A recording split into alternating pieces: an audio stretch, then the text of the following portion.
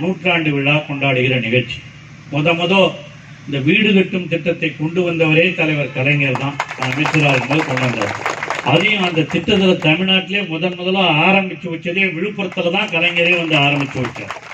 அந்த அளவிற்கு இந்த திட்டம் அப்பொழுது ஆரம்பிக்கப்பட்ட கலைஞரால் ஆரம்பிக்கப்பட்ட திட்டம் நடுவில் கைவிட்டப்படுத்து இவ்விறகு மீண்டும் அது துவக்கப்பட்டு இன்று தமிழக முதலமைச்சராக இருக்கிற திராவிட மாடல் ஆட்சி நடத்தி கொண்டிருக்கிற தமிழக முதல்வர் தளபதி மு.க. ஸ்டாலின் அவர்களுடைய திறமையால் மீண்டும் இந்த பகுதிகளிலே கிராமத்தில் குடிசை வீடே இருக்கக்கூடாது, எங்கேயுமே குடிசை வீடுங்கிறதே இருக்கக்கூடாது என்று தமிழக முதலமைச்சர் எடுத்த அந்த முடிவின் காரணமாக இன்று இந்த பணிகள் எல்லாம் இங்கே நிறைவேற்றப்பட்டுக் கொண்டிருக்கின்றன.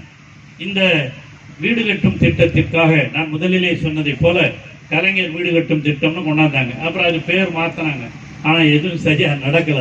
ஆனா இந்த தமிழக முதலமைச்சர் தளபதி அவர்கள் பொறுப்பேற்றவுடன் இதை முதல்ல ஒழுங்கா செய்யுங்கன்னு சொல்லி இதை செய்வதற்கு ஆணையிட்டிருக்கிறார். அந்த அடிப்படையிலே தான் நம்முடைய மாவட்ட ஆட்சியர் அன்பிற்குரிய பழனி அவர்களும் அதே போல ஜெய் நாராயணன் அவர்களும் இந்த நிகழ்ச்சிகளிலே எல்லாம் முழுமையாக ஈடுபட்டு நம்முடைய மாவட்டத்தில் பெரும்பாலான வீடுகளை கட்டுவதற்காக ஏற்பாடுகளை செய்திருக்கிறார்கள்.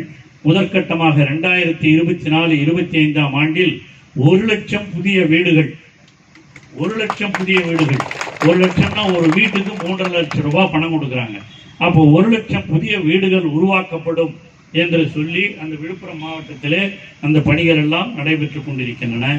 இன்று இந்த கலைஞரின் கனவு இல்ல திட்டத்தின் கீழ் நம்முடைய பகுதியில் 4200 புதிய வீடுகள் முகையூர் ஒன்றியத்தில் மட்டும் 4200 புதிய வீடுகள் ரூபாய் 147 கோடி ரூபாய் செலவில் கட்டப்படவிருக்கிறது.